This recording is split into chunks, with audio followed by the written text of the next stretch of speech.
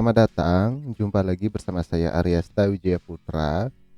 Kali ini kita akan membahas tentang keamanan pangan. Di sini kita akan membahas tentang mikroba berbahaya, mikroba indikator dalam keamanan pangan, dan foodborne disease. Perlu kalian ketahui bahwa foodborne disease adalah penyakit yang ditimbulkan oleh kontaminasi mikroba patogen yang terdapat pada pangan. Ya, langsung saja kita mulai. Yang pertama adalah angka lempeng total atau biasa yang disingkat dengan ALT. ALT menunjukkan jumlah mikroba dalam suatu produk. ALT secara umum tidak terkait dengan bahaya keamanan pangan, namun kadang bermanfaat untuk menunjukkan kualitas, masa simpan, kontaminasi, dan status higienis pada saat produksi pangan, ya. Selanjutnya yang kedua adalah Bacillus cereus. Bacillus cereus ialah bakteri yang berbentuk batang yang berspora dan bersifat gram positif. Dapat tumbuh secara aerofakultatif.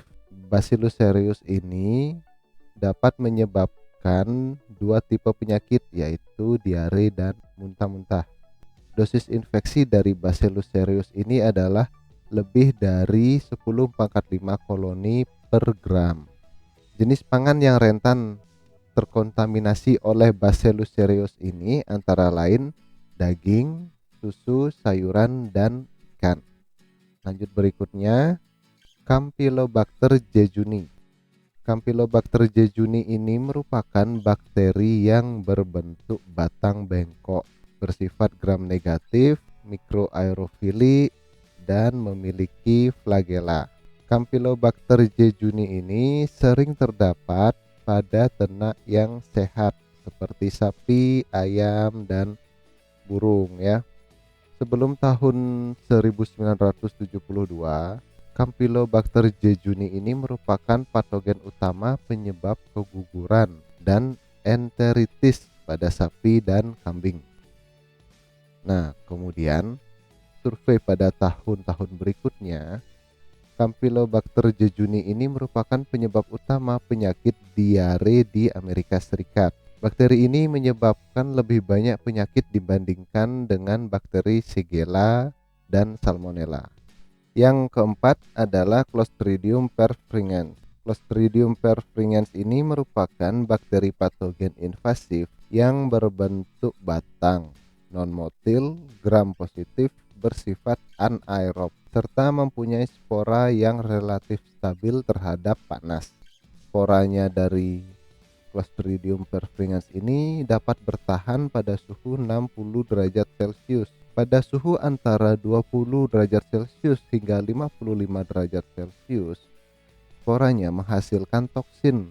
Toksinnya antara lain yaitu eksotoksin yang menyebabkan nekrosis di sekitar jaringan, misalnya pada jaringan usus.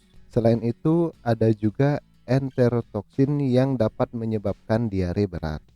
Pada banyak kasus, penyebab keracunan Clostridium perfringens ini disebabkan karena kesalahan saat memasak. Sejumlah kecil sel vegetatif tetap ada setelah pemasakan dan memperbanyak diri selama pangan disimpan. Akibatnya pangan tersebut terkontaminasi. Yang nomor 5 adalah coliform. Kelompok bakteri coliform terdiri dari beberapa genus bakteri yang termasuk dalam famili Enterobacteriaceae. Bakteri ini berbentuk batang, tidak membentuk spora, dan gram negatif. Bakteri ini merupakan mikroba indikator. Keberadaannya mengindikasikan adanya bakteri patogen lain pada pangan. Bakteri ini hidup di dalam tanah, air, dan sistem pencernaan hewan dan manusia. Pada air, coliform dapat dimusnahkan dengan cara memasak air hingga air tersebut mendidih atau perlakuan dengan klorin. Yang keenam adalah Escherichia coli.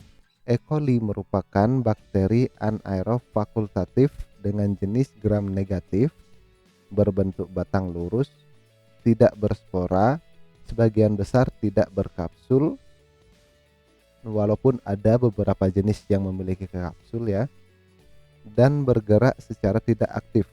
Bakteri ini tumbuh sebagai flora normal dalam saluran pencernaan manusia dan juga saluran pencernaan hewan, sehingga dapat menempel pada feses.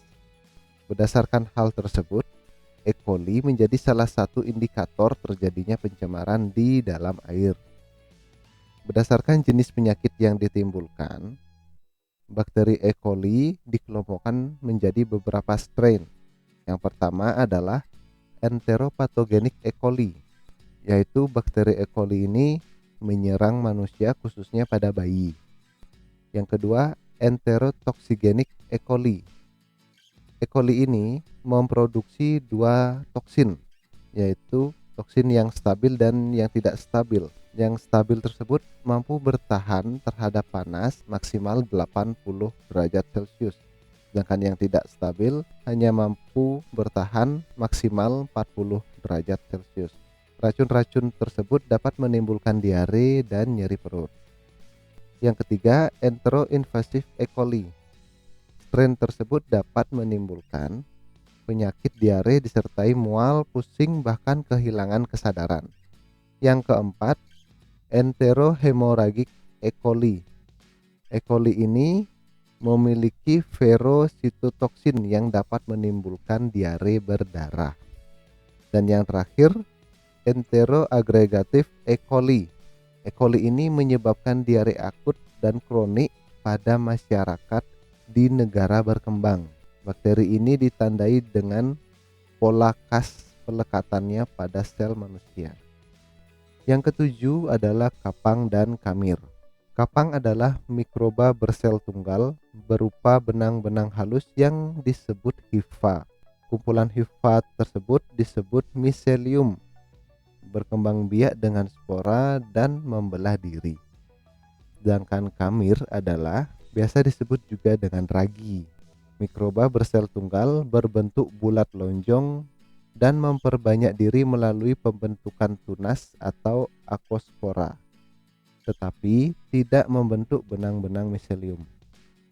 Seperti halnya bakteri, kapang dapat menimbulkan penyakit yang dibedakan atas dua golongan, yaitu infeksi oleh kapang itu sendiri yang disebut dengan mikosis dan keracunan oleh toksinnya yang disebut dengan mikotoksikosis. Keracunan biasanya disebabkan oleh konsumsi mikotoksin secara berulang-ulang dalam suatu periode waktu tertentu. Jadi keracunan oleh toksinnya kapang ini dan kamir ini tidak langsung, tetapi akibat dari akumulasi toksin-toksin tersebut yang sudah ada sejak lama ya. Yang kedelapan, Listeria monocytogenes. Listeria monocytogenes adalah bakteri yang menyebabkan infeksi serius pada bayi, anak-anak, orang lanjut usia, dan yang memiliki sistem kekebalan tubuh lemah. Listeriosis merupakan penyakit yang ditimbulkan oleh bakteri Listeria monocytogenes ini. Seseorang yang terkena bakteri Listeria monocytogenes akan mengalami gejala umum seperti nyeri pada otot, demam yang disertai mual dan diare. Kemudian untuk gejala yang ditimbulkan ketika telah terinfeksi yaitu sakit kepala yang disertai kaku pada leher. Kemudian akan merasa kebingungan, hilangnya keseimbangan tubuh, dan juga dapat menimbulkan kejang. Yang kesembilan, Salmonella. Salmonella merupakan bakteri yang berbentuk batang dan bersifat gram negatif. Penyakit yang disebabkan oleh Salmonella disebut salmonellosis. Ya, pangan yang biasanya tercemar oleh Salmonella antara lain daging, telur, susu, ikan, dan udang. Berikutnya yang ke-10 adalah Staphylococcus aureus. Staphylococcus aureus adalah bakteri gram positif yang menghasilkan pigmen kuning, bersifat anaerob fakultatif, tidak menghasilkan spora dan tidak motil. Umumnya tumbuh berpasangan maupun berkelompok. Staphylococcus aureus merupakan mikroflora normal manusia. Bakteri ini biasanya terdapat pada saluran pernapasan atas dan kulit. Pangan yang sering tercemar oleh bakteri ini antara lain daging, telur, ikan, roti, serta susu. Yang ke-11 ada Vibrio cholera. Vibrio cholera ini merupakan bakteri yang berbentuk koma. Jadi bentuknya itu seperti tanda koma. Bersifat sangat motil, tidak membentuk spora dan gram negatif. Bakteri ini adalah penyebab penyakit kolera. Yang terakhir nomor 12 ada Vibrio parahaemolyticus. Bakteri ini memiliki bentuk yang mirip dengan spesies Vibrio lainnya. Bakteri ini pertama kali diisolasi dari Sirasu, yaitu sebuah sarden muda yang dikeringkan kurang sempurna. Nah, karena pada saat itu telah terjadi wabah keracunan di Jepang pada tahun 1950. Setelah penelitian dilakukan, ditemukan bahwa hampir setengah kasus keracunan makanan hingga timbul penyakit gastroenteritis yang terjadi di Jepang merupakan akibat dari bakteri ini. Jadi bakteri ini banyak terdapat pada ikan, tiram, kerang-kerangan, dan seafood lainnya. Ya, itulah tadi mikroba-mikroba berbahaya dan mikroba-mikroba indikator dalam keamanan pangan. Semoga kalian memahaminya dan terima kasih.